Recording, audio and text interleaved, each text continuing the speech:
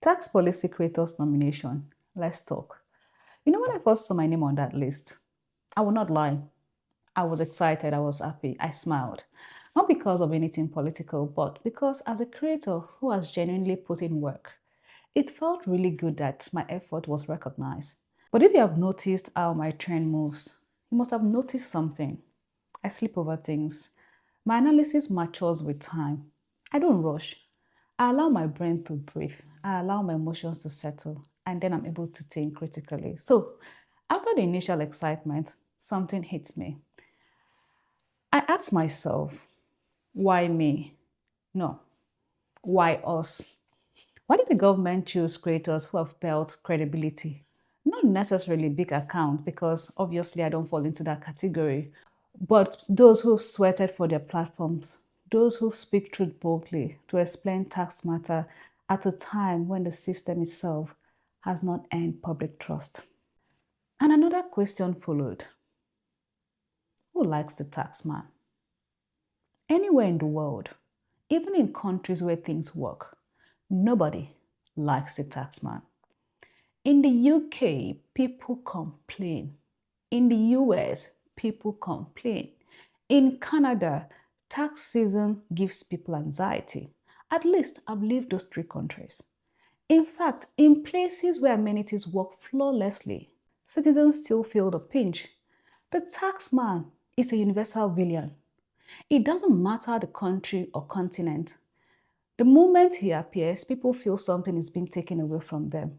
And of course, human nature resists anything that reduces our already stretched resources. So even in countries where the roads are smooth, the hospitals function, the government is accountable, citizens still complain about taxes.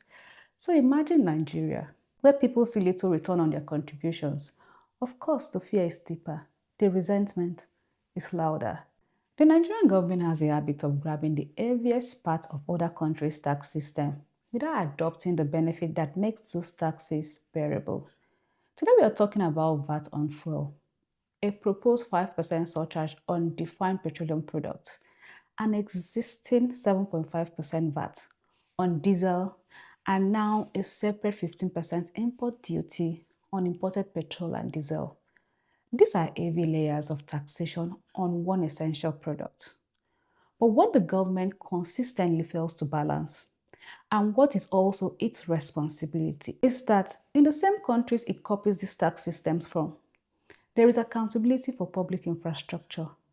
In countries like the UK, if a pothole or road defect damages your car without road warnings or signs, you can actually file a claim against the council and be compensated, even more so where lives are lost.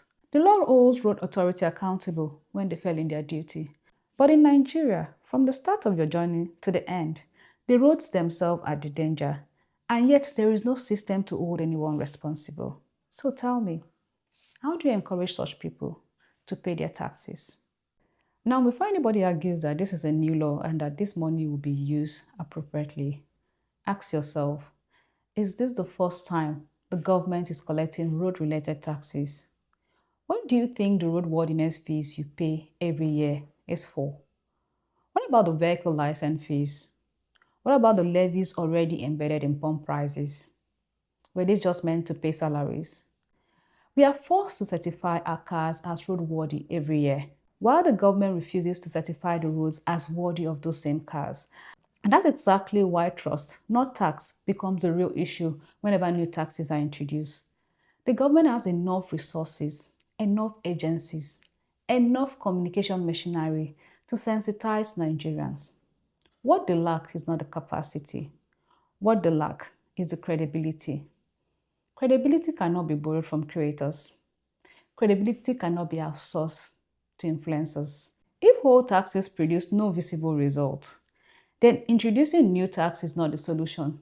The solution is fix your accountability first, show result and trust, then the people will simply follow. But honestly and most genuinely, I want to thank the system for the recognition. It means my work is being seen. My decision not to accept this is not out of fear of what people will say. Nah. It's simply because I strongly believe the government has not done enough to merit me using my voice as an extension to their message. Until then, new taxes, no matter how well packaged, will remain unworthy. Not because Nigerians hate tax, but because Nigeria has not shown the result that justifies it. It's a truth at a time. Take care and have a nice day.